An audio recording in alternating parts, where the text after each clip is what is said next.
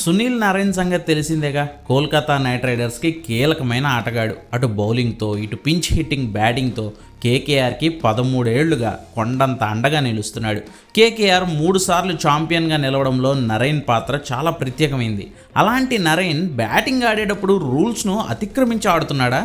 రీసెంట్గా ఐపీఎల్లో ఓ రూల్ని తీసుకొచ్చారు. ప్రధానంగా ఆయా టీమ్స్లో హిట్టర్లుగా పేరు తెచ్చుకున్న ఆటగాళ్లను క్షుణ్ణంగా అబ్జర్వ్ చేస్తున్నారు ఎంపైర్లు. అందులో భాగంగానే వాళ్ళు ఆడడానికి దిగే ముందే వాళ్ళు వాడుతున్న బ్యాట్ల సైజును చెక్ చేస్తున్నారు. నిన్న పంజాబ్తో కేకేఆర్కి జరిగిన మ్యాచ్లో పంజాబ్ ముందు బ్యాటింగ్ చేసి 111 పరుగులకే ఆల్అవుట్ అయింది.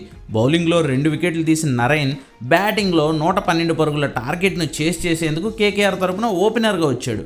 అయితే ఇంకా గ్రౌండ్లోకి ఎంటర్ అవ్వకముందే మ్యాచ్ అఫీషియల్స్ నరైన్ను ఆపారు. నరైన్ బ్యాట్ను తీసుకుని ఇలా సైజ్ని చెక్ చేశారు. నరైన్తో పాటు రఘువంశీ బ్యాట్ కూడా చెక్ చేశారు. బట్ రఘువంశీ బ్యాట్ నిబంధనలకు అనుగుణంగానే ఉంది. కానీ నరైన్ బ్యాట్ మాత్రం చాలా లావుగా ఉండడాన్ని గుర్తించిన మ్యాచ్ అఫీషియల్స్ అతని బ్యాట్ని రిజెక్ట్ చేస్తున్నట్లు ప్రకటించారు. దీంతో నరైన్ కాసేపు అధికారులతో వాగ్వాదానికి దిగాడు.